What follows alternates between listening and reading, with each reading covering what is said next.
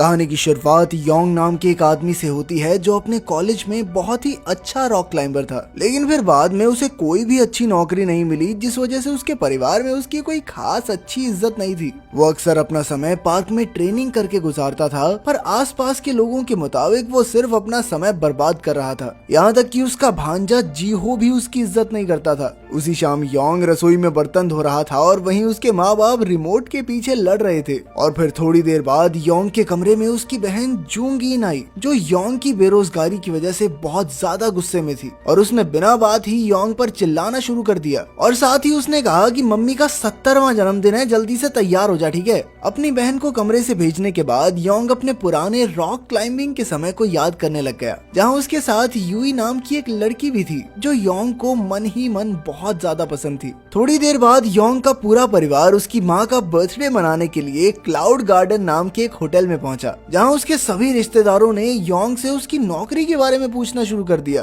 पर योंग का जवाब था कि राजे भी कभी नौकरी करते हैं, मैं तो सारा टाइम खाता हूँ, पीता हूँ और सोता हूँ बस। पार्टी के दौरान अचानक से योंग की नजर यूई पर पड़ी, जो उसी होटल में काम करती थी। जिसके बाद वो दोनों बातें करने के लिए बाहर चले गए, जिस पर यूई ने उसे बताया कि वो इस होटल की असिस्टेंट मैनेजर है। लेकिन फिर जब इसके बाद बात निकल के आई कि योंग क्या करता है, तो उसने अपनी काबिलियत की झूठी कहानियां बना दी। उसने कहा कि मैं तो एक बहुत बड़ी कंपनी का डायरेक्टर हूँ, लेकिन यूई को उसकी इस बात पर विश्वास नहीं हुआ। खैर फिर योंग ने उसे उनकी पिछली मुलाकात के बारे में याद दिलाया, जहाँ योंग ने उससे डेट पर चलने के लिए पूछा था, जिसके लिए यूई ने साफ इनकार कर दिया था। अब योंग इतरा कर कहने लगा कि दिल तोड़ दिया, मुझे छोड़ दिया, कोई बात नहीं, मेरी जिंदगी माइंड ब्लोइंग चल रही है, मुझे कोई प्रॉब्लम नहीं है तेरे आने जाने से। लेकिन यूई को उसकी इस बात पर भी भरोसा नहीं हुआ। होटल में पार्टी अभी भी चल रही थी और योंग को जबरदस्ती अपने रिश्तेदारों से मिलना पड़ रहा था। उसी वक्त शहर की सड़कों पर एक ट्रक कई सारे टैंक्स लेकर चल रहा था, और तभी अचानक से ड्राइवर ने उस ट्रक से उतरकर कई सारे वॉल्व्स को खोल दिया, जिसके बाद एक गैस बड़ी तेजी से टैंक से बाहर निकलने लग गई, और फिर देखते ही देखते वो पूरे शहर में फैल गई।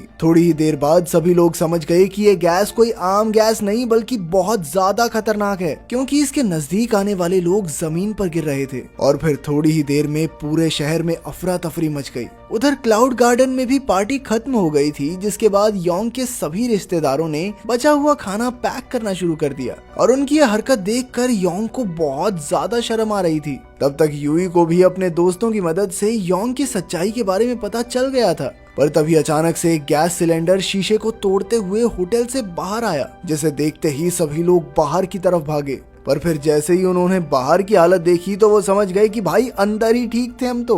जिसके बाद वो सभी तुरंत ही वापस होटल की तरफ भागे। पर तभी योंग के भतीजे जीहो ने उसे अपनी माँ के बारे में बताया, जो इस वक्त एक गाड़ी के अंदर थी। योंग ने तुरंत अपनी बहन को होटल में वापस आने को कहा, पर जैसे ही जूंगिन गाड़ी से बाहर निकली तो गैस ने उसे चारों तरफ से घेर लिया। जिसके बाद योंग अपनी बहन को उठाकर होटल में ले आया, पर अब जूंगिन को सांस लेने में बहुत ज्यादा तकलीफ हो रही थी, और साथ ही उसके पूरे शरीर पर जलने के निशान आ गए थे। उधर जैसे ही यूई और योंग ने खिड़की की तरफ देखा तो वो समझ गए कि गैस धीरे धीरे ऊपर की तरफ बढ़ रही थी। इसलिए योंग ने सभी लोगों को छत पर जाने को कहा, लेकिन शुरुआत में किसी को भी उसकी बात पर यकीन नहीं था। पर तभी उन सबके फोन में एक मैसेज आया, जिसमें उन्हें छत पर चढ़ने के लिए कहा गया था। जिसके बाद सभी लोग होटल की छत की तरफ भागने लगे, पर वहां पहुंचकर उन्होंने देखा कि छत का दरवाजा तो बंद है और उसकी चाबी रखी है पहले फ्लोर पे, और फर्स्ट फ्लोर तो अब पूरी तरह गैस से भर चुका था। तभी यूई ने कहा कि दरवाजे की दूसरी चाबी भी होगी भाई, जाकर सभी कमरों में ढूंढो, कहीं ना कहीं तो मिल ही जाएगी। और इसी तरह चाबी ढूंढते हुए एक कमरे में उनकी नजर न्यूज चैनल पर पड़ी, जहां से उन्हें पता चला कि ये गैस बहुत ही ज्यादा खतरनाक है और अभी तक किसी के पास भी इसका कोई इलाज नहीं था। पर वहीं एक अच्छे मास्क का इस्तेमाल करके 15 मिनट के लिए खुद को बचाया जा सकता है। दूसरी तरफ सरकार ज्यादा से ज्यादा लोगों को बचाने के लिए हेलीकॉप्टर की मदद से रेस्क्यू ऑपरेशन चला रही थी। न्यूज सुनते ही सभी लोग चाबी के साथ साथ मास्क भी ढूंढने लगे। पर तभी योंग को आइडिया आया कि वो लोग छत के दरवाजे को बाहर से भी तो खोल सकते हैं। यहाँ तक पहुँचने के लिए वो अपनी रॉक क्लाइंबिंग की काबिलियत का इस्तेमाल कर सकता था, और इस सब के लिए उसने यूई को एक रस्सी का इंतजाम करने को कहा। जिसके बाद उसने खिड़की के शीशे को तोड़ा, पर तभी उसके रिश्तेदार भी वहां पहुंच गए। उन्होंने उसे रोकने की काफी कोशिश की, लेकिन योंग ने बिना किसी की सुने सामने वाली बिल्डिंग पर छलांग लगा दी। अब तक यूई समझ गई थी कि योंग किसी की नहीं सुनने वाला, और इसीलिए उसने अपना रॉक क्लाइंबिंग का सामान योंग को पकड़ा दिया। जिसके बाद वो धीरे धीरे अपनी मंजिल की तरफ बढ़ता रहा। जहाँ एक और उसके सारे रिश्तेदार काफी ज्यादा डरे हुए थे, पर वहीं उसका एक भाई उसकी इस बहादुरी का लाइव टेलीकास्ट कर रहा था। उधर योंग अपनी मंजिल के काफी करीब पहुंच गया था, पर रस्सी छोटी होने की वजह से वो आगे नहीं बढ़ सकता था और इसलिए उसने बहादुरी दिखाते हुए रस्सी को वहीं पर छोड़ दिया। वो जानता था कि उसकी एक गलती की वजह से अब उसकी जान भी जा सकती है, पर वो काफी ध्यान से आगे बढ़ता गया। पर तभी जो शेर का दांत उसने पकड़ा हुआ था वो अचानक से टूट गया, जिस वजह से योंग नीचे गिरने ही वाला था, पर तभी वो खुद को संभालते हुए आखिरकार छत पर चढ़ ही गया। जिसके बाद उसने दरवाजा खोलकर अपने सभी रिश्तेदारों को ऊपर बुला लिया। अब उनका काम था हेलीकॉप्टर का ध्यान अपनी तरफ खींचना, पर उनकी लाख कोशिशों के बाद भी पायलट की नजर उन पर नहीं पड़ी। तभी यूई को एक आइडिया आया और उसने सभी को अपने फोन की लाइट निकालकर आसमान की तरफ मदद का इशारा करने को कहा। दूसरी तरफ पुलिस ने इस गैस को छोड़ने वाले आदमी को पकड़ लिया था। असल में वो आदमी एक बायोटेक कंपनी का डायरेक्टर था और कंपनी से निकाले जाने के बाद उसने अपना बदला लेने के लिए इस गैस को शहर में छोड़ा था। काफी कोशिशों के बाद भी अब तक किसी भी पायलट का ध्यान उनकी तरफ नहीं पहुंचा था, जिसके बाद उन्होंने अपने प्लान को बदलते हुए लाउड स्पीकर से मदद मांगना शुरू कर दिया। लेकिन इसका भी कोई खास फायदा नहीं हुआ। पर तभी यूई को एक नया आइडिया आया और उसने होटल के एड बोर्ड्स को ऑन ऑफ करके पायलट्स का ध्यान खींचने की कोशिश की। आखिरकार पायलट्स की नजर उनके ऊपर पड़ ही गई, जिसके बाद एक हेलीकॉप्टर ने होटल की छत के ऊपर एक रेस्क्यू केज भेजा। जल्द ही सभी लोगों ने एक एक करके उस पर चढ़ना शुरू कर दिया, लेकिन जब तक योंग और यूई की बारी आई तब तक वो केज ओवरलोड हो चुका था। योंग ने यूई की तरफ इशारा करते हुए कहा कि अरे भाई इसको तो ले जाओ, लेकिन रेस्क्यूअर ने कहा कि अब उनके पास लिमिट फुल हो चुकी है, जिसका सीधा मतलब ये था कि अब उन दोनों को वहीं खड़े होकर अगले हेलीकॉप्टर का इंतजार करना होगा। पर थोड़ी देर बाद ही वो दोनों समझ गए कि वो यहाँ रहकर तो जिंदा नहीं बच पाएंगे, इसलिए उन्होंने वहाँ से निकलने का फैसला किया, जिसके लिए सबसे पहले उन्होंने जरूरत का सामान उठाया और फिर अपने आप को पूरी तरह से ढककर वो होटल से निकलकर एक स्पोर्ट्स कॉम्प्लेक्स में पहुंच गए,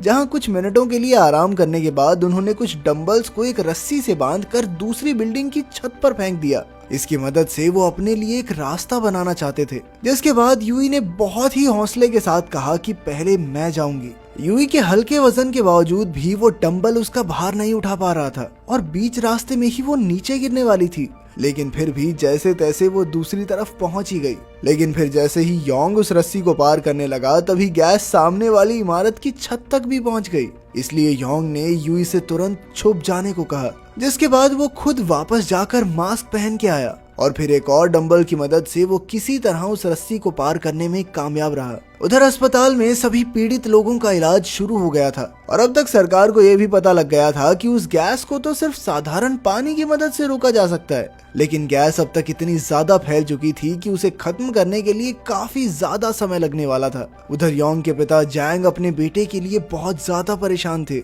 और इसलिए उन्होंने शहर में वापस जाकर उसे ढूंढने का फैसला किया, जिसके बाद वो अपने कुछ साथियों के साथ शहर के बाहर तक आ पहुंचे, जहां उनकी नजर कुछ आदमियों पर पड़ी जो शहर में ड्रोन्स की मदद से लोगों को ढूंढ रहे थे। जैंग ने तुरंत ही कुछ पैसे देकर उन आदमियों से कहा कि मेरे बेटे को ढूंढो। उधर योंग और यूई एक दूसरी बिल्डिंग की छत पर पहुंच गए थे, जहां यूई की नजर कुछ लोगों के पोस्टर्स पर पड़ी और उसने इनका इस्तेमाल करके छत पर एक ऐसा इल्यूजन क्रिएट करने की कोशिश की कि मानो वहां बहुत सारे लोग फंसे हुए हैं, क्योंकि वो जानती थी कि भाई हेलीकॉप्टर सबसे पहले 2 लोगों की बजाय बहुत सारे लोगों की भीड़ की मदद करने जाएगा। पर तभी उनकी नजर सामने वाली इमारत में फंसे कई सारे बच्चों पर पड़ी और उन्होंने उन बच्चों की मदद करने का फैसला किया। खैर उसी वक्त एक हेलीकॉप्टर उन दोनों की मदद करने के लिए वहां पहुंच भी गया, पर उन्होंने उन पोस्टर्स को जमीन पर लेटाकर पायलट के लिए सामने वाली बिल्डिंग की तरफ इशारा किया और खुशकिस्मती से वो पायलट उनकी बात आसानी से समझ भी गया। वो दोनों अब दोबारा से अपनी बारी का इंतजार कर रहे थे, पर तभी पास ही में एक गैस स्टेशन में धमाका हो गया, जिस वजह से अब वो गैस उनकी तरफ तेजी से बढ़ रही थी और अब उनके पास किसी और ऊंची बिल्डिंग में जाने के अलावा कोई चारा नहीं था। दूसरी इमारत की तरफ भागते हुए उनकी नजर एक ड्रोन पर पड़ी और ये ड्रोन वही था जो उसके बाप जैंग ने भेजा था। अपने बेटे को जिंदा देखकर उन्होंने तुरंत ही पुलिस को अपने बेटे को बचाने के लिए कहा, जिसके बाद उस ड्रोन ने लगातार यूई और योंग का पीछा करना शुरू कर दिया और साथ ही उनकी ये वीडियो पूरे देश में लाइव चल रही थी, जहाँ सभी लोग यूई और योंग को खतरों से खेलते हुए देख रहे थे। थोड़ी देर बाद वो एक इमारत पर सांस लेने के लिए रुके, पर तभी उस ड्रोन की बैटरी खत्म हो गई, जिस वजह से वो बंद पड़ गया उधर अपने बेटे को इतनी खतरनाक मुसीबत में देखकर योंग की माँ तो बेहोश ही हो गई। पर तभी थोड़ी देर बाद कई सारे ड्रोन्स योंग और यूई के पास पहुंच गए और तभी योंग को एक आइडिया आया। उसने एक ड्रोन को अपने पास बुलाकर उस पर एक रस्सी बांध दी, जिसके बाद उसने ड्रोन को उस रस्सी को ले जाकर सामने वाली इमारत की पाइप में फंसाने को कहा ताकि वो लोग उस रस्सी की मदद से आगे बढ़ सकें। लेकिन इस बार वो उस रस्सी के बीच में पहुंचकर फंस गए और उसी वक्त पाइप से धीरे धीरे वो रस्सी भी खुल रही थी। और इसी तनाव भरे मौके पर यूई ने अपने दिमाग का इस्तेमाल करते हुए रस्सी को एक तरफ से काटना शुरू कर दिया ताकि वो झूल कर दूसरी तरफ पहुंच सकें। लेकिन बदकिस्मती से वो रस्सी ज्यादा देर तक टिक नहीं पाई और वो लोग नीचे गिर गए। सभी लोग ये नजारा देखकर हैरान थे। तब तक एक रेस्क्यू हेलीकॉप्टर भी वहां पहुंच गया था और तभी उनकी नजर यूई और योंग पर पड़ी, जो अब भी किसी तरह बचकर एक टावर पर लटके हुए थे। उन सभी को एक सुरक्षित जगह पर लाया गया जहां योंग की मुलाकात अपने परिवार से हुई। वो सभी उसे जिंदा देखकर बहुत ज्यादा खुश थे। उधर यूई के मैनेजर ने भी उसकी चिंता करने का ड्रामा करना शुरू कर दिया, लेकिन यूई उसकी सच्चाई जानती थी। थोड़ी देर बाद योंग यूई को उसका क्लाइंबिंग हुक वापस देने के लिए आया, पर यूई का कहना था कि यार मैं बहुत थक चुकी हूँ, अब ये भारी भरकम चीजें नहीं उठा सकती, इसलिए वो उस हुक को उससे फिर कभी ले लेगी। योंग को पहले तो उसकी बात समझ नहीं आई, पर जल्द ही वो समझ गया कि यूई उससे दोबारा मिलना चाहती है। अगर वीडियो पसंद आई तो लाइक कर देना, चैनल को सब्सक्राइब कर देना। मिलते हैं अगली वीडियो में।